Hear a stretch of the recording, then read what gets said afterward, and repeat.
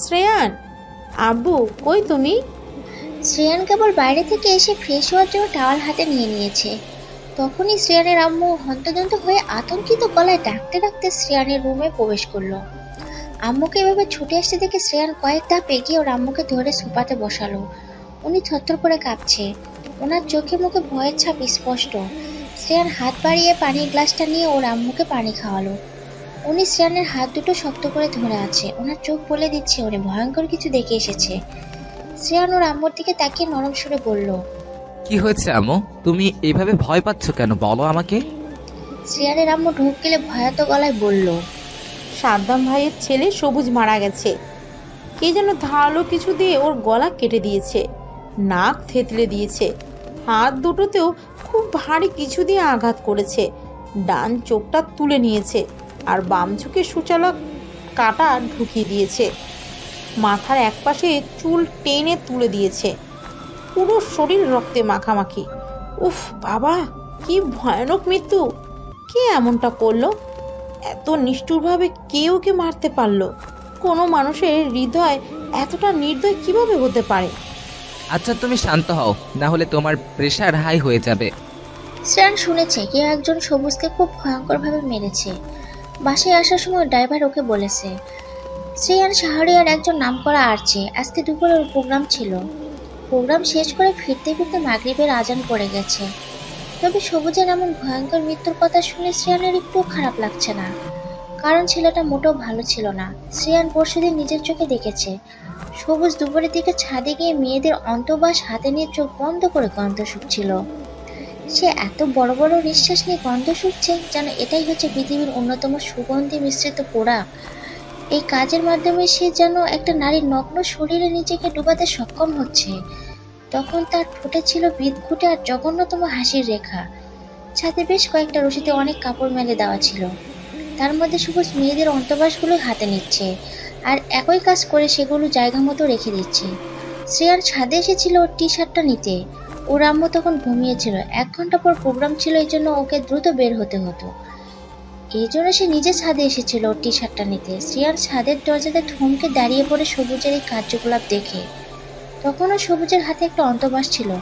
অনেকের balcony back সাইডে হওয়ার জন্য তাদের বেলকনিতে রোদ আসে না, অথবা বেশি কাপড় ধুয়ে দেওয়ার ফলে কাপড় শুকানোর জায়গা থাকে না। তাই অনেকেই নিজেদের কাপড় ছাদে এনে রোদে শুকাতে দেয়। মধ্য দুপুরের ছাদে প্রচুর রোদ থাকে, বিধায় তেমনভাবে কেউ ছাদে আসে না। আর এই সময়টা সবুজ ওর নোংরা মনের ফায়দা উঠায়। সেদিনই শ্রেয়ান বুঝেছিল সবুজ বিকৃত আর নোংরা মস্তিষ্কের একটা ছেলে। শ্রেয়ানকে দরজার কাছে দাঁড়িয়ে থাকতে দেখে সবুজও ভয় পেয়ে যায়। শ্রেয়ান ওর টি শার্টটা নিয়ে নিচে যাওয়ার আগে কড়াভাবে সবুজকে লাস্ট ওয়ার্নিং দিয়েছিল। সবুজও ভয় পেয়ে কথা দিয়েছিল সে এরকম জঘন্য কাজ আর কোনোদিন সে করবে না। সবুজরা সপরিবারে শ্রেয়ানদের বিল্ডিংয়ের 9ম তলাতে থাকে। আজকে বিকেলবেলা কেউ ছাদে কাপড় আনতে গিয়ে সবুজকে এইভাবে দেখে চিৎকার করে সবাইকে ডাকে। আশেপাশের মানুষেরও হইচই শুনে শ্রেয়ানের আম্মুও ছাদে গিয়েছিল। ওখানেই পড়ে থাকা সবুজের বিভৎস লাশ দেখে উনি ভয় পেয়েছে আর আতঙ্কিত হয়ে শ্রেয়ানের কাছে ছুটে এসেছে। এখন এই 10 তলা বিল্ডিংয়ে পুরো অ্যাপার্টমেন্টটা থমথম হয়ে গেছে। শ্রেয়ানরা থাকে 5 তলাতে। এই ঘটনাতে সবার মাঝে অজানা একটা ভয় কাজ করেছে। শ্রেয়ান ওর আম্মুর হাতটা ধরে বলল, আম্মু, মানুষের বাপের ঘোড়া পূর্ণ হলে স্বয়ং মৃত্যু তাকে আপন করে নেয়। এমনি এমনি কেনই বা ওকে মারবে তুমি বলো? এখানে হয়তো অজানা একটা রহস্য লুকিয়ে আছে। আব্বু, বিল্ডিংয়ে পুলিশ এসেছে, খবরদার তুমি এসবের মধ্যে একদম ঢুকবে না। পুলিশের তো কাজ ছাইয়ে দড়ি পাকানো। যত যাই হোক, তুমি এসব থেকে বিরত থাকবে। আচ্ছা ঠিক আছে। এই ঘটনাতে সবার মাঝে অজানা একটা ভয় কাজ করেছে। শ্রেয়ানের আম্মুকে শান্ত করালো, এরপর ফ্রেশ হওয়ার জন্য ওয়াশরুমের দিকে পা বাড়ালো। শ্রেয়ান শাওয়ারের নিচে দাঁড়িয়ে ভাবছে কার এত সাহস যে দিনের বেলা ছাদে জলজন্ত একটা মানুষকে এমনভাবে ভয়ানকভাবে মেরে ফেললো। এখানে অদৃশ্যভাবে জটিল একটা গোলকধাঁধা তো আছেই, এর পিছনে একটা কিছু তো আছেই।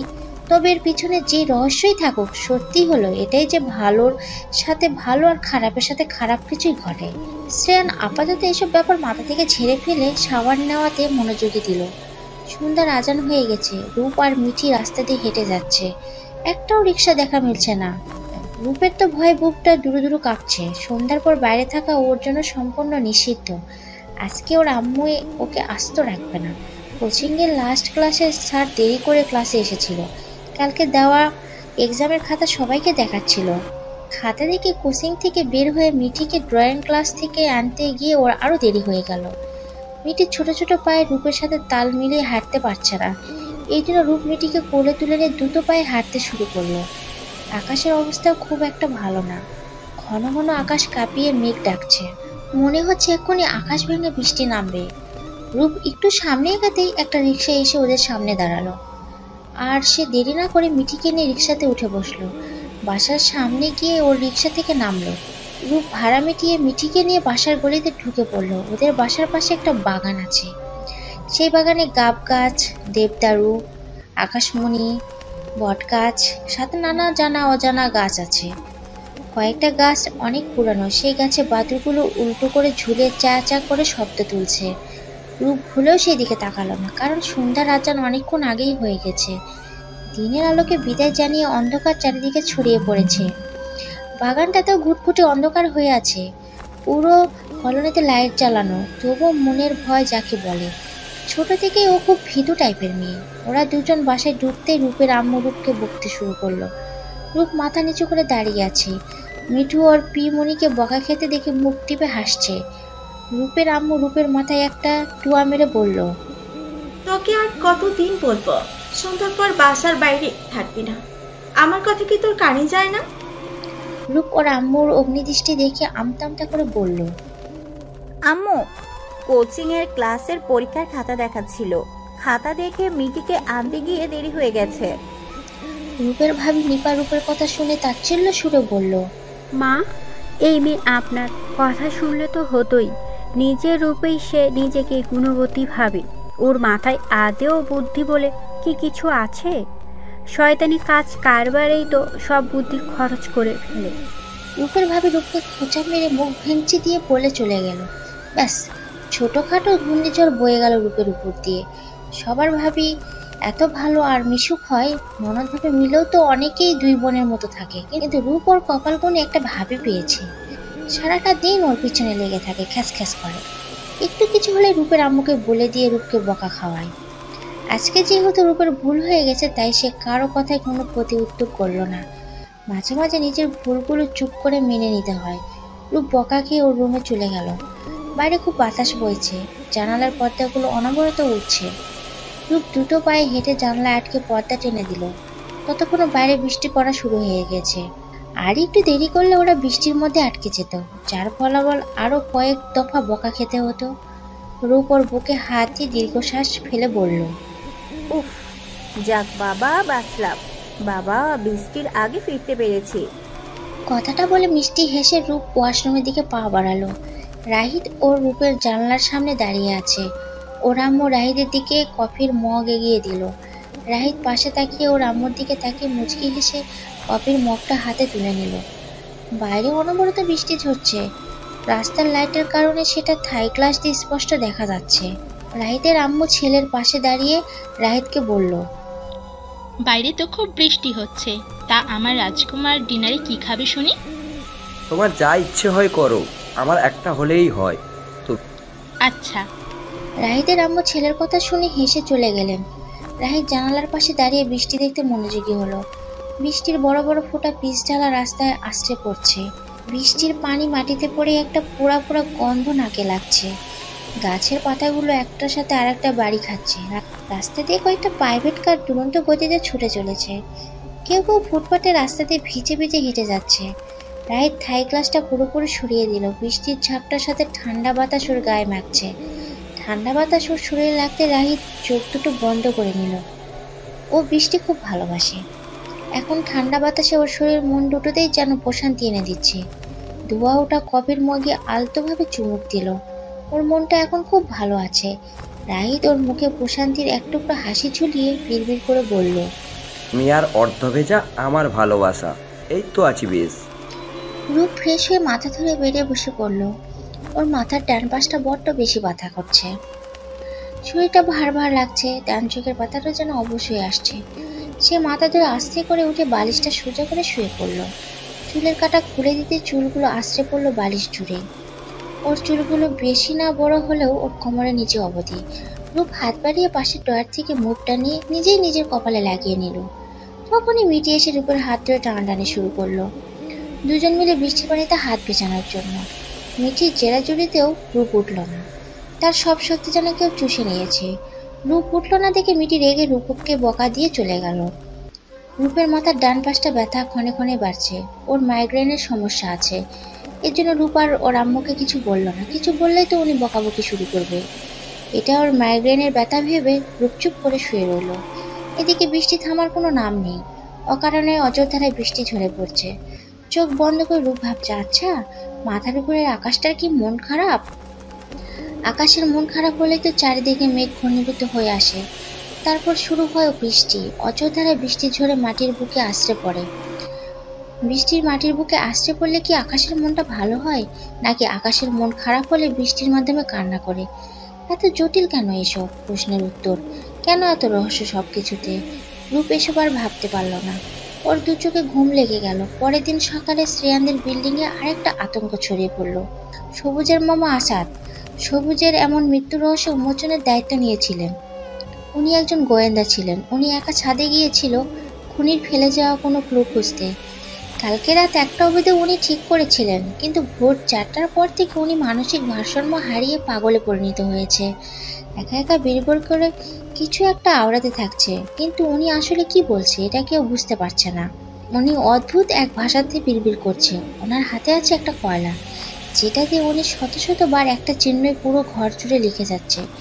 চিহ্নটা না আরবিতে আর না কোন দেশের ভাষার, অদ্ভুত একটা চিহ্ন। এই চিহ্নের মানেটা কি?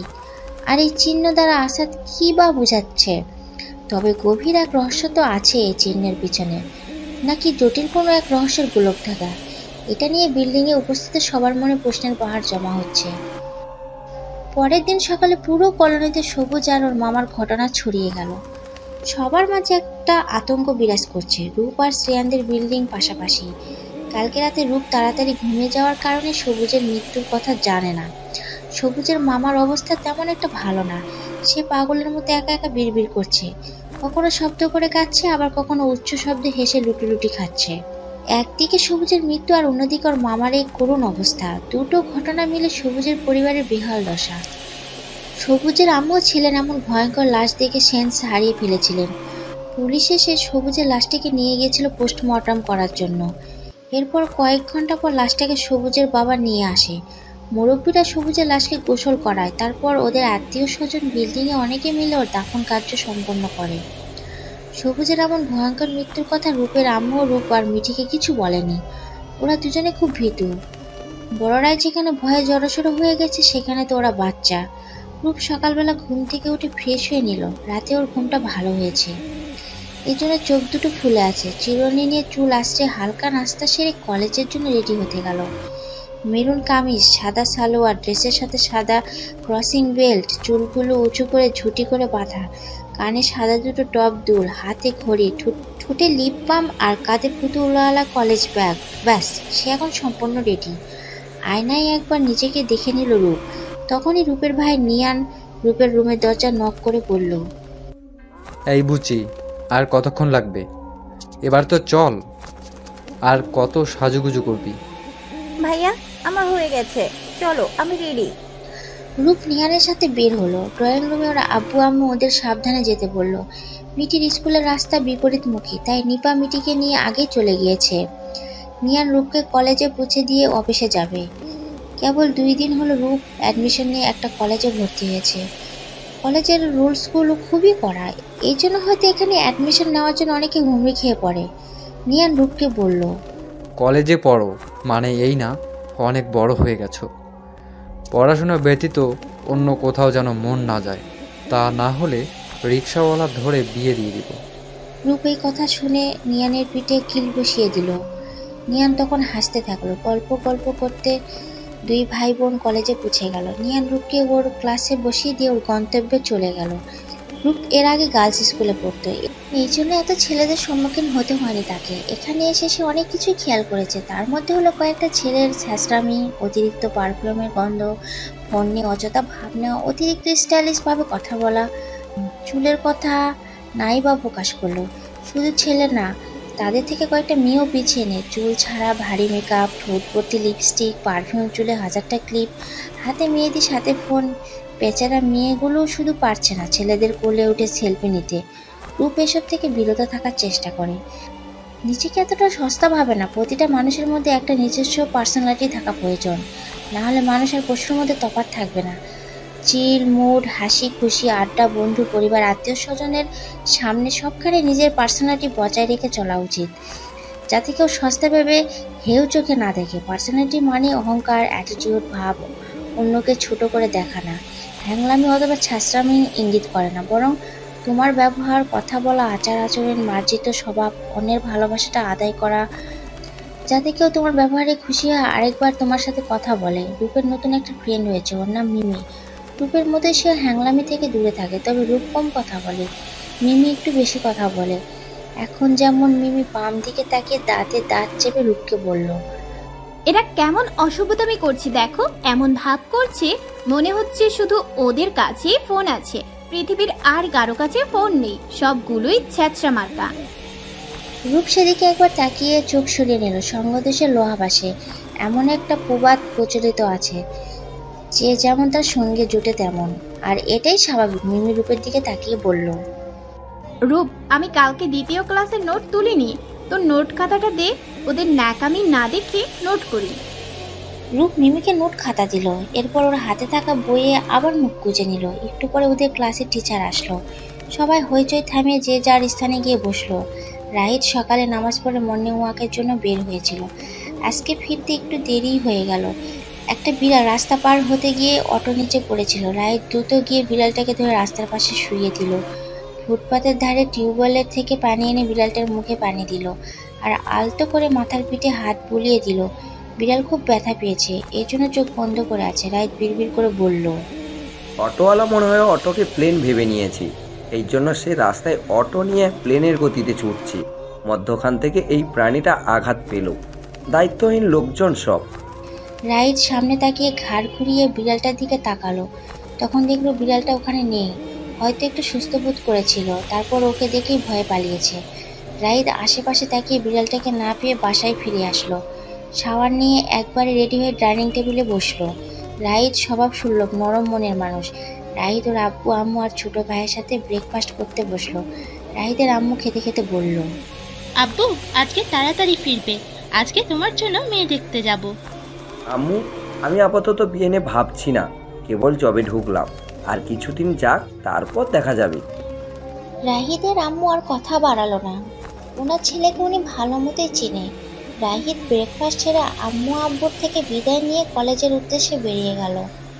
রাহিত পেশাতে একজন প্রফেসর, কয়েক মাস হচ্ছে সে একটা কলেজের প্রফেসর পদে নিয়োজিত হয়েছে। রূপ কলেজ থেকে ফিরে শাওয়ার নিল, সিলিং ফ্যানের পাওয়ার বাড়িয়ে বেডের উপর বসলো। আজকে খুব গরম পড়েছে, রোদের তাপটাও ছিল বেশি। রিক্সার জন্য অপেক্ষা করতে গিয়ে গালের মাংস মনে হয় সিদ্ধ হয়ে গেছে। এখন শাওয়ার নিয়ে ওর ভালো লাগছে। তখনই মিটি দৌড়ে এসে রূপের কোলে ঝাঁপিয়ে পড়ল। রূপ মিটিকে কোলে নিয়ে বলল, এই দুষ্ট, এভাবে কেউ ঝাঁপিয়ে পড়ে? আমি ব্যথা পেলাম তো। মিটির ফোগলা দাঁতের হাসি দেখে রূপও হেসে দিল। মিটির 5 বছর বয়স, এখনও ওর কথার মাঝে একটা তোতলা ভাব রয়ে গেছে। রূপ ওঠার ব্যাগ থেকে একটা চকলেট বের করে মিঠিকে দিল। মিঠি খুশিতে গদগদ হয়ে রূপের গালে আদর দিয়ে বলল। রূপ হেসে মিঠির গালেও আদর দিয়ে ভেজা টাওয়াল বেলকনিতে মেলে দিল। এরপর রূপ মিঠিকে নিয়ে খেতে গেল। নিয়ান লাঞ্চ টাইমে বাসায় চলে আসে, সবাই মিলে দুপুরে একসাথে খেতে বসে। নিপা সবুজের মৃত্যুর ঘটনা বলতে গেলে নিয়ান কথা ঘুরিয়ে ফেলে, এতে নিপার রাগে ফুসফুস করতে থাকে। শ্রেয়ানদের বিল্ডিংয়ের সবাইকে পুলিশ আলাদা আলাদাভাবে জিজ্ঞাসাবাদ করেছে, কিন্তু সন্দেহজনক কিছু পায়নি। শ্রেয়ান সন্ধ্যার পর এসেছে FM রেডিও অফিসে, বিকেলে ওর প্রোগ্রাম ছিল, কিন্তু পুলিশের জিজ্ঞাসাবাদের জন্য আগের সময়টা ক্যান্সেল করে সন্ধ্যার পর করা হয়েছে। এখন রাত 8টা থেকে 10টা অবধি ওর এখানে থাকতে হবে। ও এখন হাজার হাজার মানুষকে বিনোদন দেওয়ার সর্বোচ্চ চেষ্টা করবে। অনুষ্ঠানটা শুরু করার সাথে সাথে অনেকগুলো মেসেজ এসে জমা হলো। বেশিরভাগ মেসেজ শ্রেয়ানের বিকালের শোটা ক্যান্সেল করার ব্যাপারে। সবাই বেশ ক্ষেপে আছে, কারণ অনেকে আছে যারা শ্রেয়ানের অন্ধভক্ত। শ্রেয়ান মিষ্টি হেসে তাদের বলল, হ্যালো আপু এবং ভাইয়েরা, আমি শ্রেয়ান শাহরিয়ার আর আমার সাথে রাতুল রায়হান। আমরা আবারও চলে এলাম তোমাদের সাথে আড্ডা দিতে। তারপর বলো তোমরা কেমন আছো, কোথায় আছো, কি কোথা থেকে আমাদের সাথে যুক্ত হয়েছ। তার আগে বলি আমি কিন্তু এখন বিন্দাস মোড়ে আছি। তোমরা মেসেজ করে জানিয়ে দাও তোমরা কে কেমন মোড়ে আছো। তোমরা খারাপ মোড়ে থাকলেও মেসেজ করে জানিয়ে দাও। আমি শ্রেয়ান শাহরিয়ার আছি তোমাদের সঙ্গে এত আড্ডার মাধ্যমে তোমাদের মুড ঠিক করতে। শ্রেয়ান ওর মতো করে নির্দিষ্ট সময় অনুযায়ী ওর প্রোগ্রামটি চালিয়ে যেতে থাকলো। আর যে কথা বন্ধু অথবা রেডিও জকি আধুনিক সময়ে একটা জনপ্রিয় ও আকর্ষণীয় একটা পেশা। একজন মানুষ তার সুমধুর কণ্ঠে মুগ্ধ করেছে হাজার হাজার শ্রোতাদের।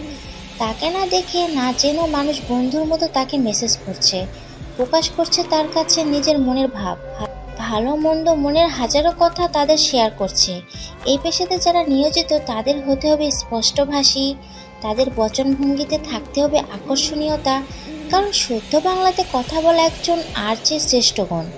সাথে থাকতে হবে শুদ্ধ উচ্চারণ, কথা বলার ভঙ্গি, কণ্ঠের স্বর, হাসি খুশি মনোভাব, যাতে আমজনতা একজন আর্চের কণ্ঠ আর কথা বলার ভঙ্গি মিশুক ভাব থেকে তাদের কথা শুনতে আগ্রহী হয়। রাহিদের কলেজের এক ছাত্রী ওকে মারাত্মকভাবে বিরক্ত করছে, নোংরা ইঙ্গিত করা। কয়েকদিন ধরে এমনটা চলছে। রাহিদকে বাজেভাবে চিঠি লেখা, কল করা, মেসেজ করা, হুটহাট করে ওর অফিসে চলে আসা, নোংরা ইঙ্গিত করা, কয়েকদিন ধরে এমনটা চলছে।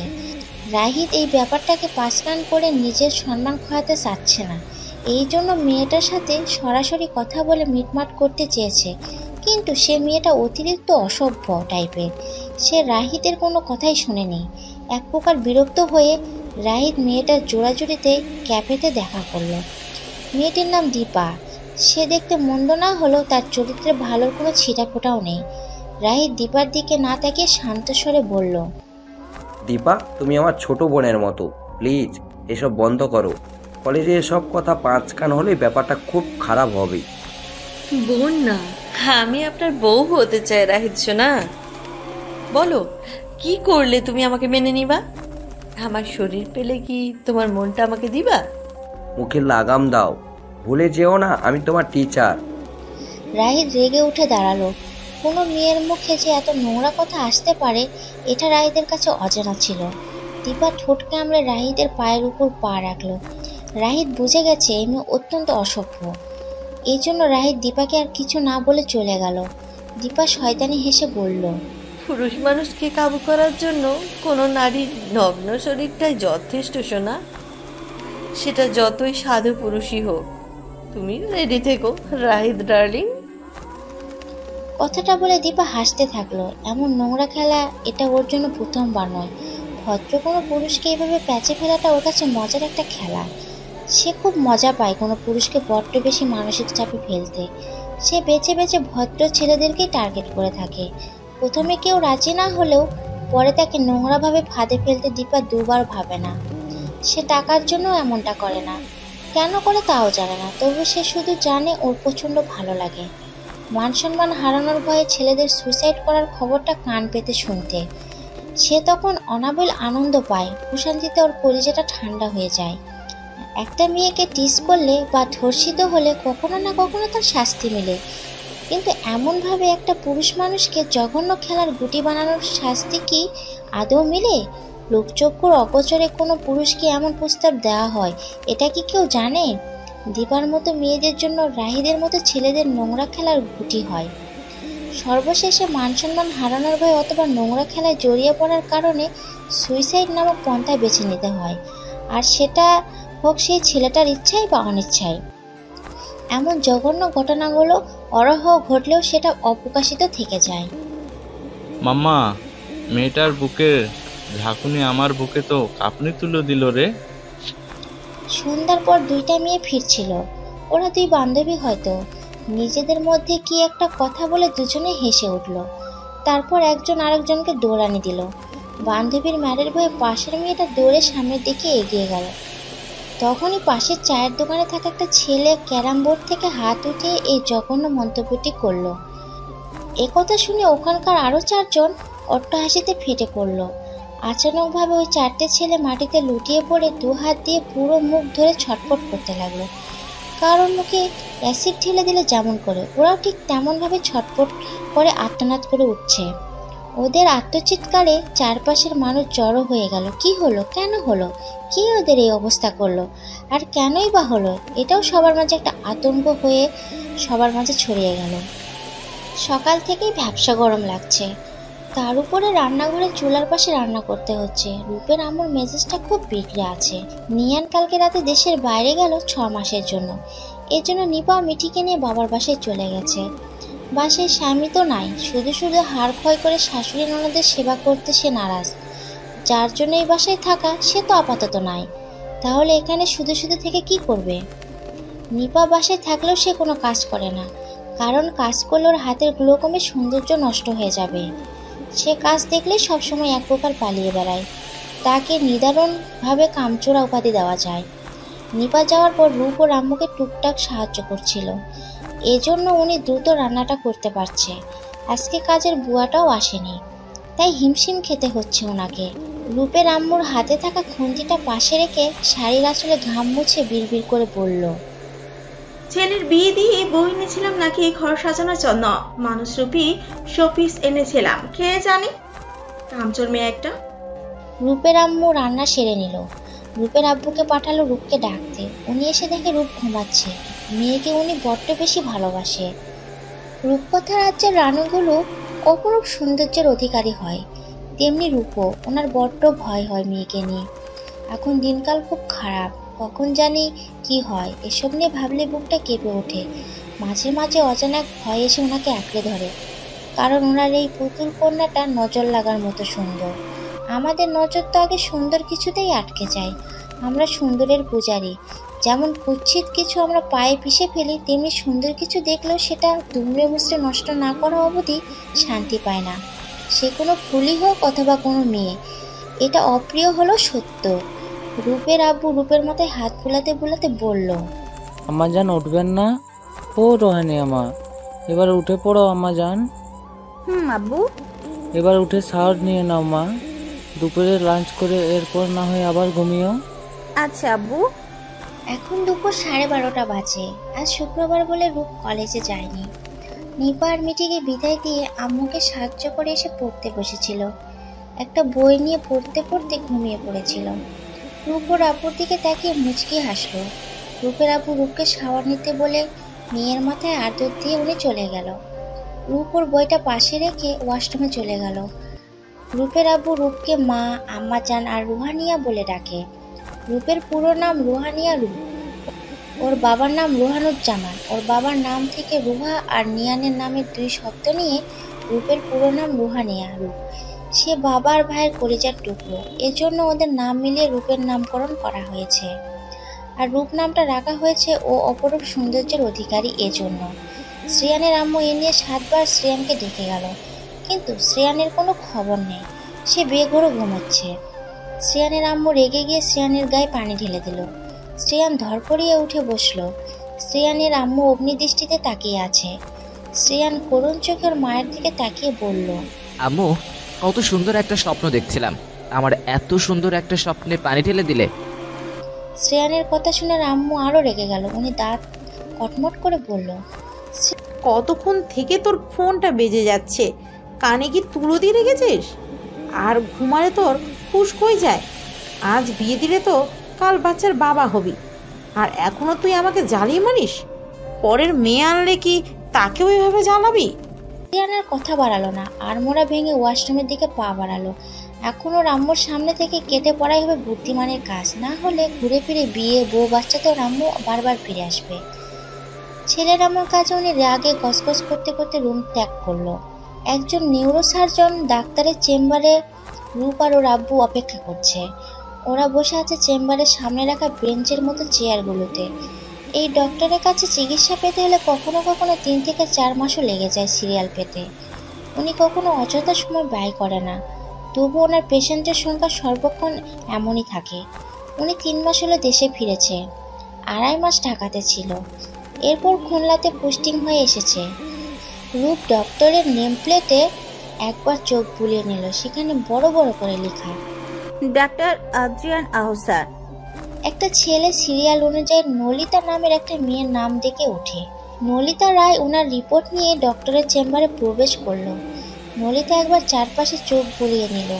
সুদর্শন একজন যুবক চেয়ারে বসে আছে, উনি নিউরোসার্জন আদ্রিয়ান এহসান। নলিতাকে দেখে আদ্রিয়ান ওনাকে বসতে বলল। নলিতা ডক্টরের মুখ দেখে যেন রোগের কথা ভুলে গিয়েছে। বিবাহিত একজন মহিলা হয়ে উনি বেহায়ার মতো তাকিয়ে আছে। আদ্রিয়ান ওনার এগিয়ে দেওয়া রিপোর্টে চোখ বুলিয়ে নিল। রিপোর্ট দেখে আদ্রিয়ান মৃদুভাবে বলল, আপনি কি পেশেন্ট? না, আমার ছোট বোন। আমি আমার বোনের জন্য এসেছি। ওহ, রিপোর্ট অনুযায়ী পেশেন্টের মস্তিষ্কে রক্তক্ষরণ হয়েছে, আর রক্তক্ষরণের জন্য স্নায়বিক প্রবাহ সচল থাকতে পারছে না। এজন্য ওনার অনেক সমস্যা দেখা দেওয়ার কথা। জি, নিউরোলজিস্ট সাইদুর রহমান স্যারের কাছে আমার বোনের ট্রিটমেন্ট করিয়েছি। উনি আমাকে আপনার কাছে পাঠালো। এখন বোনের সুস্থতার জন্য আমাদের করণীয় কি? ওনার সার্জারি করতে হবে, এছাড়া কোনো উপায় নেই। নলিতা কেঁদে দিল। আদ্রিয়ান মৃদুস্বরে একজন ডক্টর হিসাবে যতটুকু বোঝানো সম্ভব সে নলিতাকে বুঝালো, আর সার্জারি করবে কিনা এটা নিয়ে দ্রুত সিদ্ধান্ত নিতে বলল, না হলে পেশেন্টের প্রাণ সংশয় দেখা দিতে পারে। নলিতা আদ্রিয়ানের দিকে তাকিয়ে বলল, স্যার, আপনার কাছে সার্জারিটা করাতে চাচ্ছিলাম, যদি আপনি ডেটটা বলে দিতেন। নলিতা বুদ্ধি করে আদ্রিয়ানকে সার্জারি করতে বলল, কারণ ডক্টর আদ্রিয়ানের সিরিয়াল পাওয়া 4টেখানি কথা না। একবার হাত ফসকে গেলে আদ্রিয়ানের সিরিয়াল পাওয়া অনেক কষ্টসাধ্য হয়ে দাঁড়াবে। আদ্রিয়ান মৃদুস্বরে বলল, আমার পূর্বে পেশেন্টের সার্জারির ডেট অলরেডি ফিক্সড হয়ে গেছে, এজন্য এখন আপনাকে সঠিক ডেটটা জানাতে পারছি না, তবে আমার সহকারী আপনাকে অবিলম্বে ডেটটা জানিয়ে দেবে।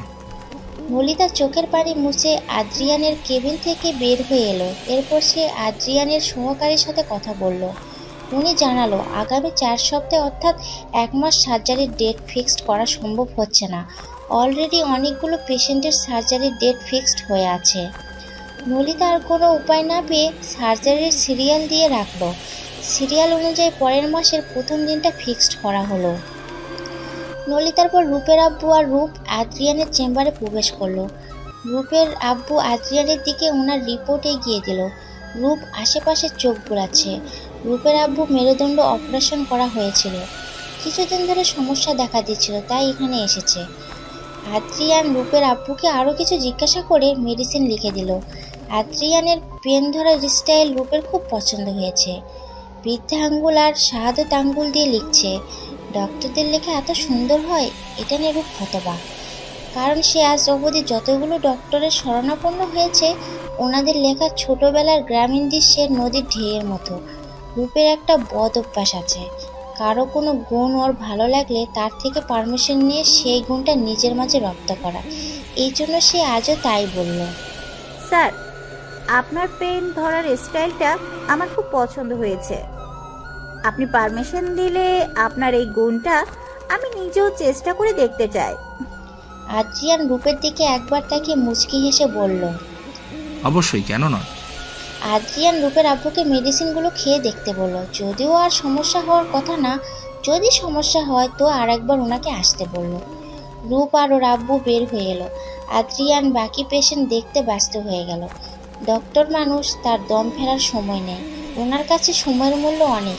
এসব পেশেন্ট দেখে রাত 8টায় আবার ওটিতে ঢুকতে হবে। মেডিসিনগুলো নিয়ে ওরা বাসায় ফিরে এলো। হালকা নাস্তা করে রূপ ওর আব্বু আম্মুর সাথে আবার বের হলো। ওরা এখন ওর খালামণির বাসায় যাবে। ওনারা গেট থেকে বের হতে শ্রেয়ানের সাথে দেখা হলো। শ্রেয়ান ওনাদের সালাম দিয়ে কুশলাদি জানতে চাইলো। রূপের আব্বু আম্মু শ্রেয়ানের খোঁজখবর নিল। পাশাপাশি বিল্ডিংয়ে থাকে, সেই হিসাবে চেনা জানা আছে আর কি। শ্রেয়ান রূপের দিকে একবার তাকালো, এরপর ওনাদের থেকে বিদায় নিয়ে চলে গেল। যথাসময় রূপের খালামণির বাসায় পৌঁছে গেল। রূপের আম্মু আব্বুর খালামণির সাথে কথা বলল। রূপর খালাকে সালাম দিল। তখনই কেউ সিঁড়ি দিয়ে নেমে এসে ওনাদের বলল, আসসালামু আলাইকুম। আরে রাহিব, কেমন আছো আব্বু? আলহামদুলিল্লাহ ভালো আছি, আপনারা কেমন আছেন? আমরাও ভালো আছি।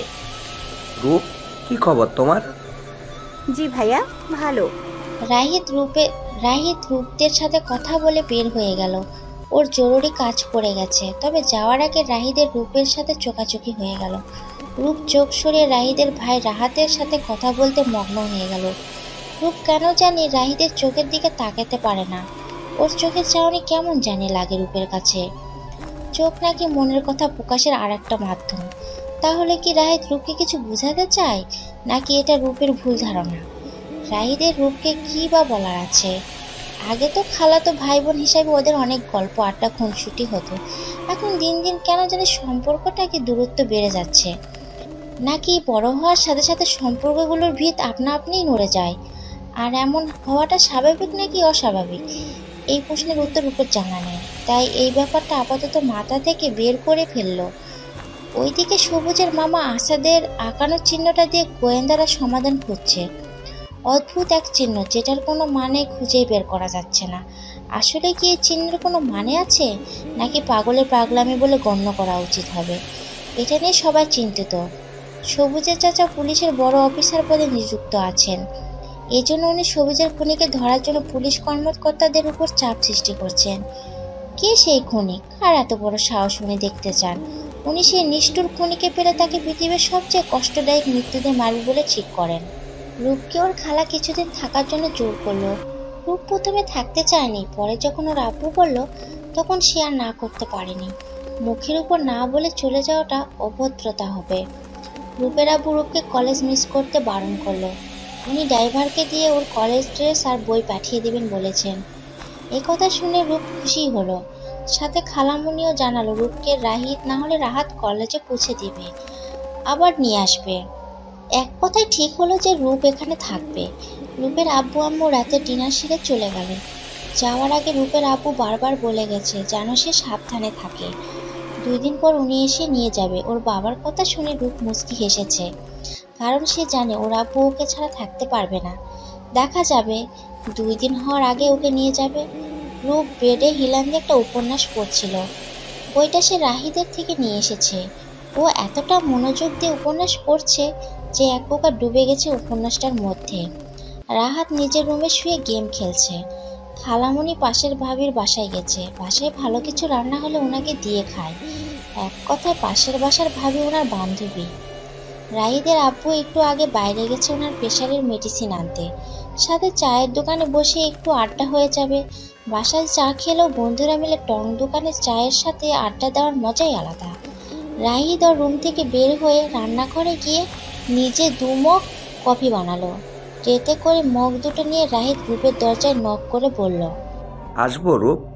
জি ভাইয়া, এসো। রাহিদ রূপের দিকে কফির মগ এগিয়ে দিল। রূপ মুচকি হেসে মগটা নিল। রাহিদ রূপের সামনে বসলো। রূপ রাহিদের চোখে মুখে টেনশনের ছাপ দেখতে পাচ্ছে। হয়তো সে কিছু নিয়ে টেনশনে আছে। আর টেনশনের কারণ কাউকে শেয়ার করলে নিজেকেও হালকা লাগে। তবে শেয়ার করা উচিত অবশ্যই বিশ্বাসযোগ্য কোনো লোকের কাছে, যাতে কেউ টেনশনের কারণ জানতে পেরে পরে ফায়দা উঠাতে না পারে। সেটা হোক ভাই বোন, বন্ধু বান্ধবী, অফিসের কলিগ, পাশের বাসার ভাবি থেকে শুরু করে সবার ক্ষেত্রেই। রাহিদকে চুপ করে থাকতে দেখে রূপ বলে উঠল, কিছু কি হয়েছে? আমার কাছে শেয়ার করতে পারো ভাইয়া। কথা দিচ্ছি অবিশ্বাসের কিচ্ছু করব না। আর আমি তোমাকে ভালো বুদ্ধি দিতে না পারলেও খারাপ কোনো বুদ্ধি দিব না। রূপের কথা শুনে রাহিদ নিঃশব্দে হাসলো। যাকে মন প্রাণ উজাড় করে দিয়ে নিঃস্ব হয়ে বসে আছে তাকে অবিশ্বাস করার প্রশ্নই আসে না। রাহিদ আস্তে ধীরে রূপকে দীপার কথাটা বলল। রূপ শুনেও স্বাভাবিক আছে, যেন এটাও একটা নর্মাল ব্যাপার। রাহিদ রূপের দিকে তাকালো। রূপ স্বাভাবিকভাবেই কফির মগে চুমুক দিচ্ছে। রূপের এতটা স্বাভাবিক থাকার কারণ আছে, কারণ সেটা হলো আমাদের পৃথিবীটাই তো ভালো খারাপ কিছু মিলে। এখানে অবাক হওয়ার কিছু নেই। আগে এসব মুভিতে হতো, এখন বাস্তবে এসব হয়ে থাকে। যুগ বদলানোর সাথে সাথে এসব জঘন্য কাজগুলো আরও বেশি বৃদ্ধি পাচ্ছে। কিছু কিছু ঘটনা প্রকাশ হলেও বাকিগুলো অপ্রকাশিত থেকে যায়।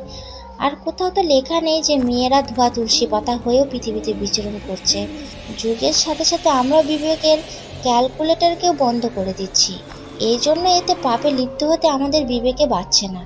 রূপ গভীরভাবে কিছু একটা ভাবলো, এরপর রাহিদের দিকে তাকিয়ে কফির মগে আরেকবার চুমুক দিয়ে শান্ত কণ্ঠে বলল, তোমার মান সম্মান ধুলোয় মেশানোর আগে তার অপকর্ম সবাইকে জানিয়ে দাও। তোমার যদি দোষ না থাকে তুমি সাইলেন্ট হয়ে বসে থাকবে কেন? আর তুমি চুপ করে থাকলে সে আরো উগ্র আচরণ করতে থাকবে। আজকে সরাসরি তোমার শরীরে লোভ দেখাচ্ছে, কালকে এডিটের মাধ্যমে তোমার নোটপিক বের করবে না এর কোনো গ্যারান্টি নেই।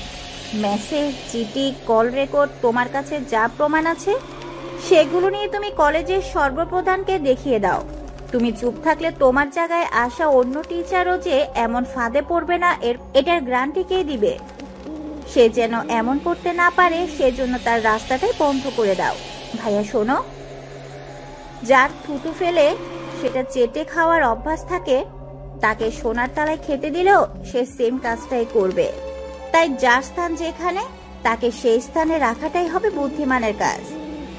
রাহিদ মনোযোগ দিয়ে রূপের কথাগুলো শুনল। এই জন্য রূপকে রাহিদ এতটা ভালোবাসে। রূপের মধ্যে অদ্ভুত এক গুণ আছে যেটা দিয়ে যে সহজে কোনো মানুষকে সমাধান খুঁজে দিতে পারে। শান্ত আর চুপচাপ থাকা মেয়েটা মারাত্মক বুদ্ধিমতী।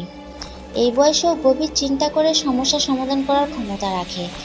রাহিদ রূপকে খুব ভালোভাবে খেয়াল করেছে আর এটাই বুঝেছে যে রূপের মধ্যে ছেলে মানুষই খুব কম দেখা যায়। ওর বয়সের তুলনায় নিজেকে সেভাবে গড়ে তুলেছে। রাহিদও ঠিক করলো রূপের কথা অনুযায়ী সে তাই করবে, কারণ শিক্ষকতাও খুব সম্মানিত একটা পেশা। দিবার কাজে প্রশ্রয় দেওয়ার মানে শিক্ষকতাকে অসম্মান জানানো।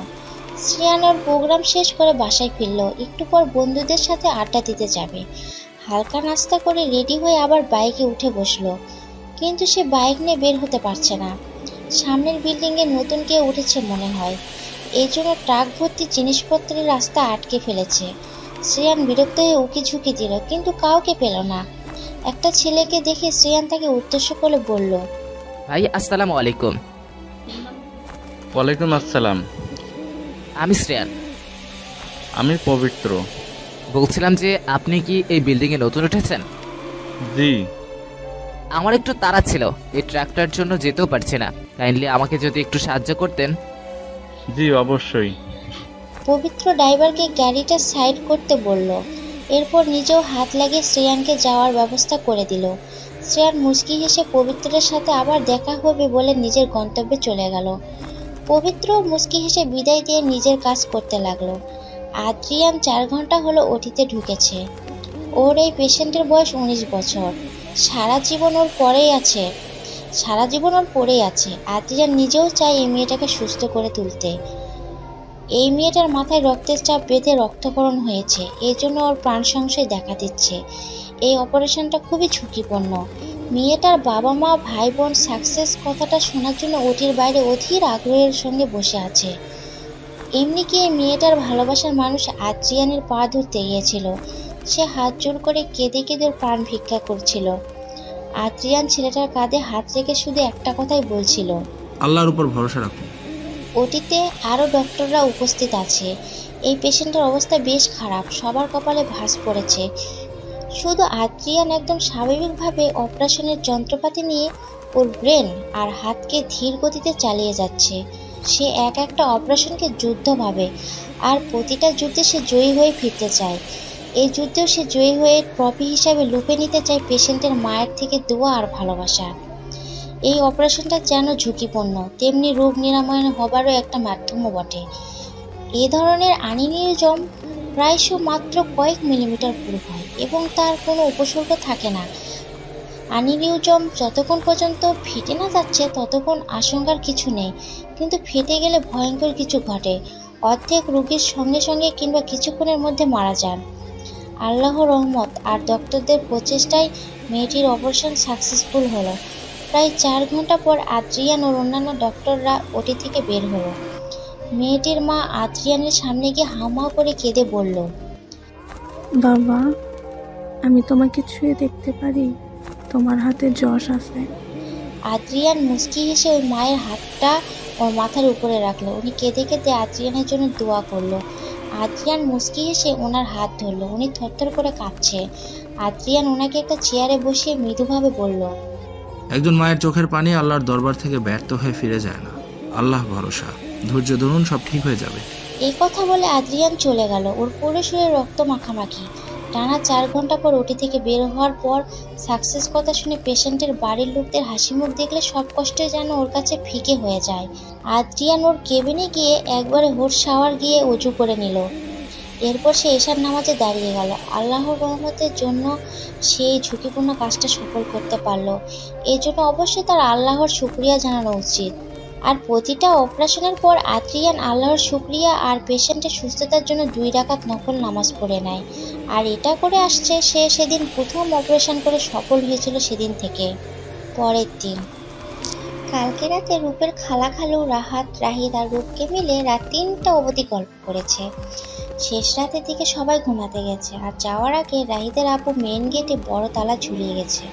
বড় বাড়ি দিনকাল ভালো না, চোর ডাকাতে তো বিবেক বুদ্ধি নাই, যখন তখন হানা দিতে পারে। এজন্য মেন গেটে দাঁড়ান থাকা সত্ত্বেও উনি তালা দেয়।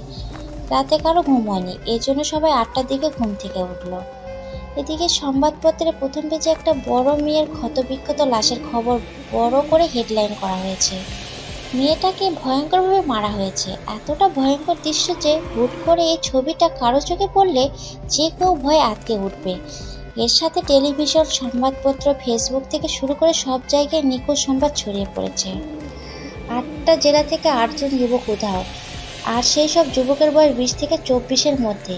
একদিকে সবুজের মৃত্যু, তারপরে মেয়ের মৃত্যুর সংবাদ, তার উপরে মরার উপর ফাড়ার ঘা হয়ে 8 জন যুবক উধাও। এসব নিয়ে প্রশাসনের লোকেরা হিমশিম খাচ্ছে। খনিকে ধরতে গিয়ে তাদের কাল ঘাম ছুটে যাচ্ছে। তারাও দৌড়ের উপর আছে। রাস্তায় মানববন্ধন করা শুরু হয়ে গেছে। কয়েকজন পুলিশ তো বিশ্রী ভাষায় সে খনিকে গালাগালও করেছে। ওসমান নামের একজন পুলিশ তো রাগে কসরাতে বলেই ফেলল, হালার পর হালা, খুনিকে ধরার টেনশন, তার সাথে উপর মহলের চাপ, 2টা মিললে আমার কোষ্ঠকাঠিন্য হয়ে গেছে গা। পায়খানার প্যানে বসে কুট পাটতে আমার জানখানা বাইর হইয়া যাইতেছে গো জলিল ভাই।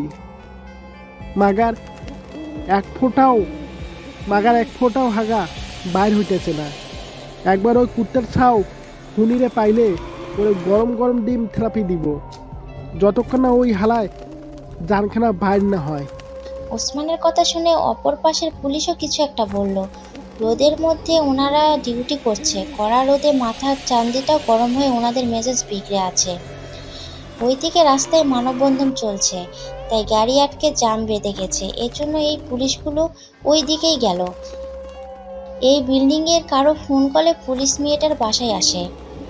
মেয়েটার রুম থেকে পুলিশ মেয়েটার বিধ্বস্ত লাশ উদ্ধার করেছে। আর রুমে খুঁজে পেয়েছে 10টা কর্নার প্যাকেট, 76 পিস ইয়াবা, এর সাথে 7টা ইনটেক করা সিরিজ আর 8টা প্যাথোডিন। পুলিশ মেয়েটার হ্যান্ডব্যাগ চেক করে একটা আইডি কার্ডও পেয়েছে। আর সেখান থেকে জানা যায় মেয়েটার নাম দীপা সাওকাত। রাইস যে কলেজের প্রফেসর, মেয়েটা সেই কলেজেই পড়ে। এক রাতের মধ্যে দীপা খুন, অন্যদিকে 8টা যুবক উধাও। কে আছে এর পিছনে? সে কেনই বা এমনটা করছে? আর তার আসল উদ্দেশ্যই বা কি? রাহিদ দীপার মৃত্যুর কথা শুনে ওর মাথায় যেন আকাশ ভেঙে পড়েছে। রূপের কথা মতো সব প্রমাণ সে রেডিও করেছে। আর সেগুলো জমা দেওয়ার আগেই দীপাকে কেউ নিষ্ঠুরভাবে খুন করলো। যে খুনটা করলো সে কি রাহিদের মতো অকারণে ফেসেছিল, নাকি দীপার কোনো অজানা শত্রু? আচ্ছা, এত জটিল লাগছে কেন ব্যাপারগুলো? ওইদিকে 8 জন যুবকের প্রতিদিন একটা একটা করে লাশ পাওয়া যাচ্ছে। পরপর 7টা লাশ উদ্ধার করা হয়েছে। তবে আশ্চর্যজনকভাবে ছেলেগুলোর শরীরে বিন্দুমাত্র রক্ত থাকে না। ধারালো ছুরিঘাত করে তাদের শরীর থেকে রক্ত বের করে নেওয়া হয়। চোখ আর কিডনিও থাকে না। তাহলে কি কেউ কিডনি চোখ নেওয়ার জন্য খুন করেছে, নাকি এমন ভয়াবহ খুনের পিছনে জটিল কোনো রহস্য লুকিয়ে আছে? আর এই ব্যাপারগুলো সোশ্যাল মিডিয়াগুলোতে খুন আর রহস্য নিয়ে তর্ক যুক্তি হাজারো কথা ছড়িয়ে যাচ্ছে। কেউ বা মিথ্যা কিছু অ্যাড করেও নতুন খবরের আমদানি করছে। এমন মৃত্যু নিয়ে সবাই খুব আতঙ্কে আছে। কখন কার সাথে কি ঘটছে তা তো বলা যাচ্ছে না। প্রথমে দোষীদের মারা হচ্ছিল, কিন্তু এই 7 জন যুবক তো কিছুই করেনি। তাহলে কে মারলো তাদের? কে মারছে? এদের মেরে তারই বা কি লাভ? ভয় আর আতঙ্কের মাঝে কেটে গেল আরও 2 সপ্তাহ। দীপার মৃত্যু নিয়ে রাহিদ সহ কলেজের অনেকের সাথে পুলিশ আলাদাভাবে কথা বলেছে। কিন্তু কেউ খুনির কোনো ক্লু খুঁজে পায়নি। রূপ রাহিদের বাসায় 2 দিন থেকে ওর বাসায় চলে গেছে। রাহিদ এবারও বলতে পারেনি ওর মনের রূপের প্রতি সুপ্ত ভালোবাসার কথাটা। খুন আর রহস্য নিয়ে যত সময় যাচ্ছে এই ব্যাপারগুলো আরো জটিল আকার ধারণ করছে। সবুজের মামার অবস্থা খুব একটা ভালো নয়। 2টা মেয়েকে নোংরা কথা বলার জন্য বখাটে ওই 4টা ছেলে অন্ধ হয়ে গেছে। ওদের অ্যাসিড না মারলেও এমন কিছু ওদের মুখে পড়েছিল যে ওরা অন্ধ হয়ে গেছে। তাদের অবস্থাও আরো করুন।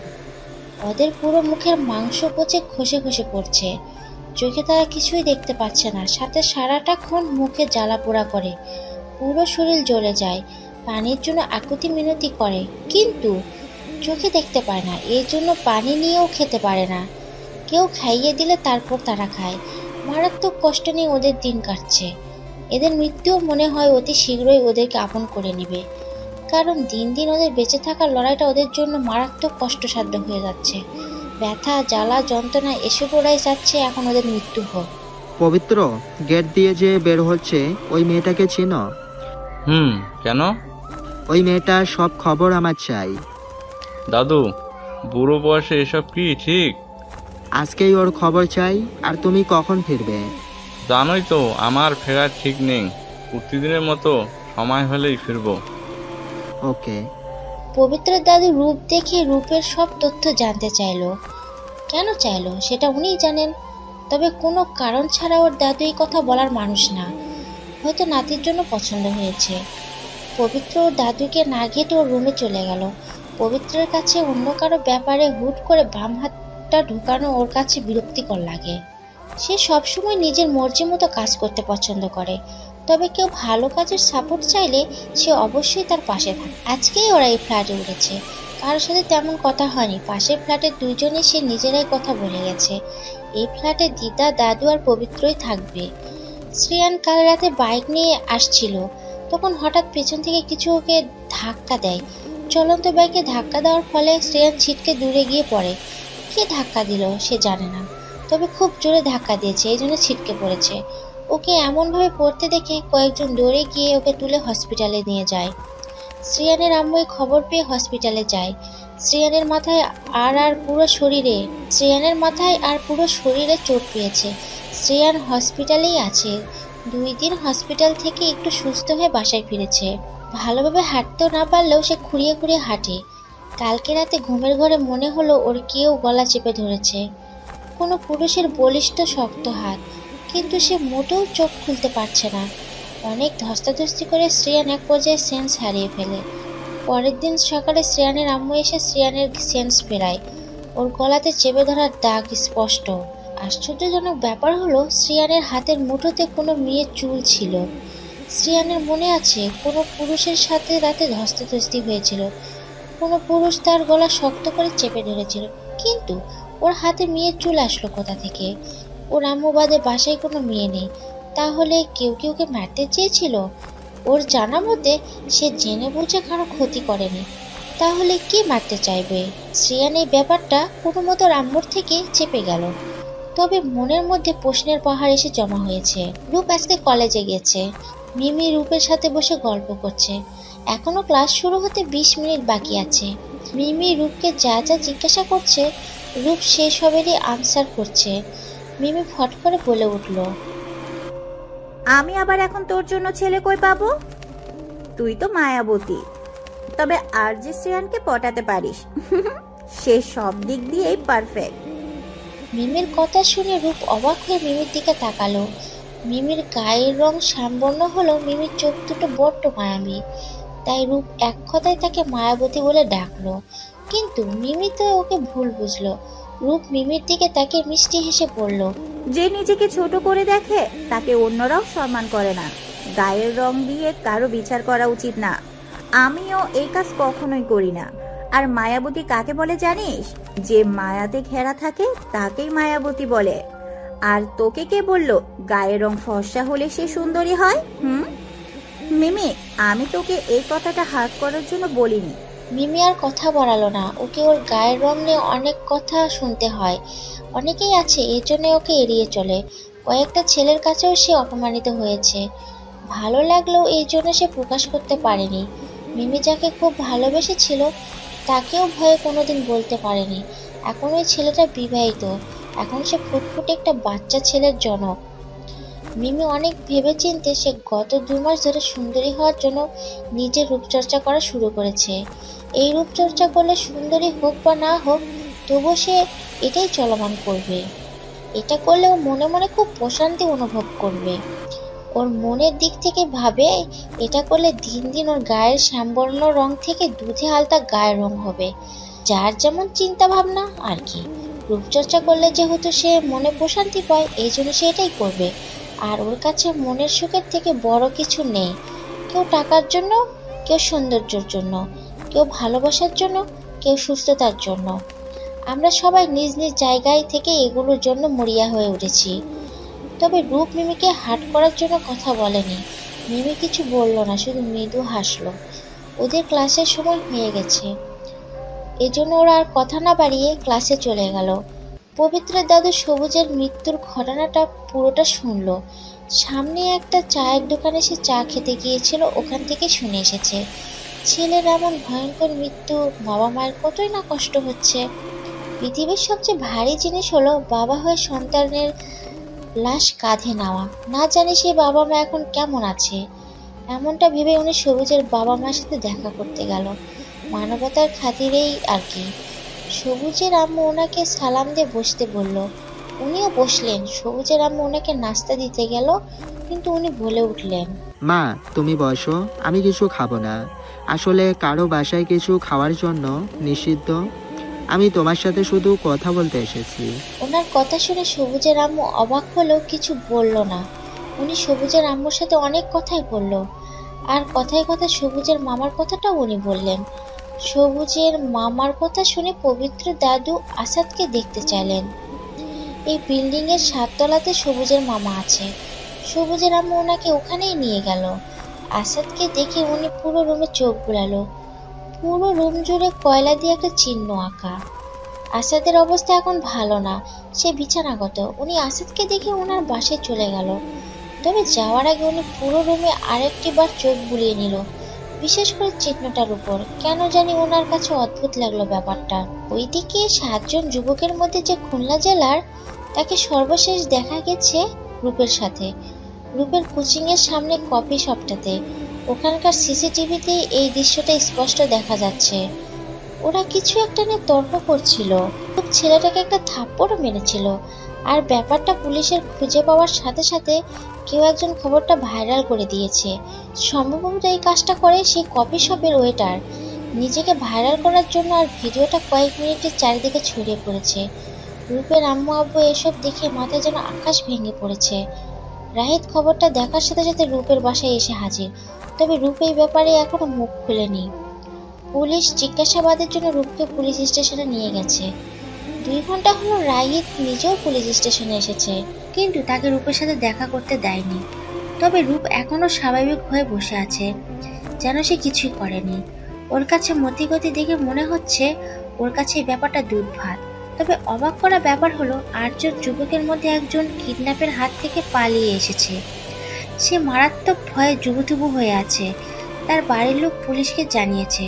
তাৎক্ষণিক পুলিশ এসে ওই ছেলেটাকে সব রকমের প্রোটেকশন দেওয়ার চেষ্টা করছে। ছেলেটার শরীরে আঘাতের চিহ্ন স্পষ্ট, থরথর করে কাঁপছে সে। একজন পুলিশ ছেলেটাকে অভয় দিয়ে জিজ্ঞাসা করে, কে তোমাদের কিডন্যাপ করেছে? তুমি কি তাকে চিনো?